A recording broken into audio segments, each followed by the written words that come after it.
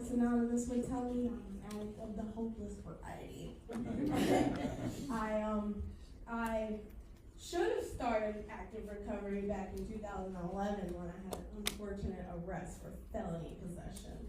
However, I walked into, I think it was an NA meeting, and I walked right back out, and never came back. And unfortunately for me, I did a good job. I went through drug court, stayed sober for a little bit, and then tried to ease yourself away having a child. And that worked for a while for me. But eventually, without working a program, without doing anything, I started drinking again, and I did a really good job at it for a while. I was cute, I was fun. But eventually that dropped the ball.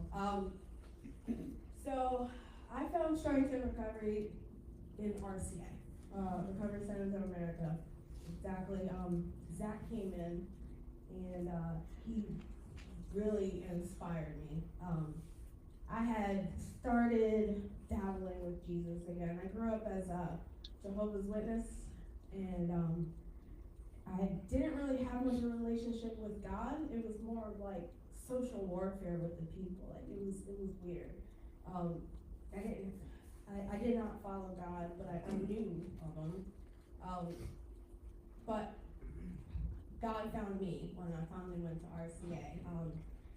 Took me about 22 inpatient stays, and I finally surrendered again on December 22nd of last year. So I have about 95 days today.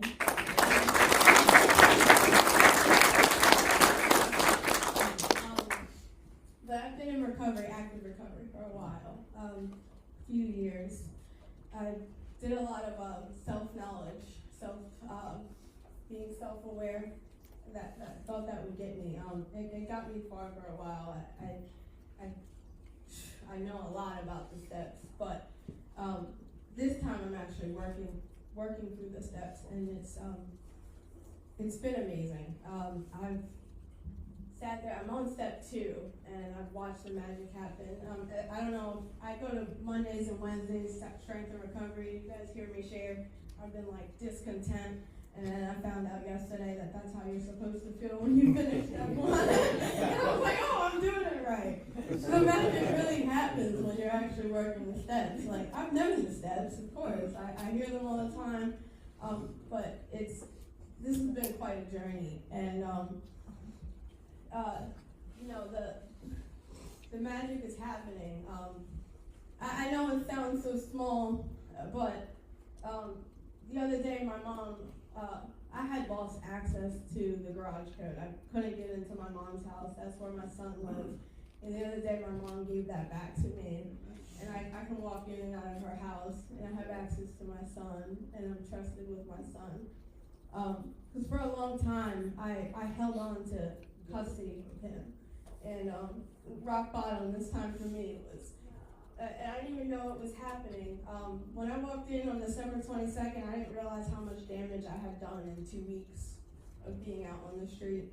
I was in my own world. Little did I know there was a emergency custody hearing underway. I sent my mom to the hospital with chest pains. I didn't care. When she went to the hospital with chest pains, I was like, great, I'm gonna get an Uber to go get some liquor. But today she trusts me to walk into her house, and that's amazing.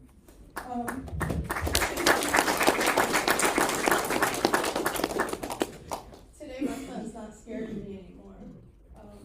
I voluntarily handed over custody, and that hurts so bad, but the relationship I have with my son today is better than it was when I was living there but not really being there. You know, I was drinking, using, I wasn't there for him, and our relationship today is amazing. And even though I'm in sober living, I tried that for the first time this time. That's been, whew. Women. Whew, there, whew. But wouldn't trade it for the world. I'm doing the right things. I'm going down the right path. I have a court coming up soon, and I feel at peace. I'm anxious right now because I'm speaking, but I'm really at peace about it. I might disappear for a little bit, or I might not. But I do know that whatever happens, God's got me, and I've been, the fear of going to jail has really scared me, but I'm at peace today, and yeah, thank you guys.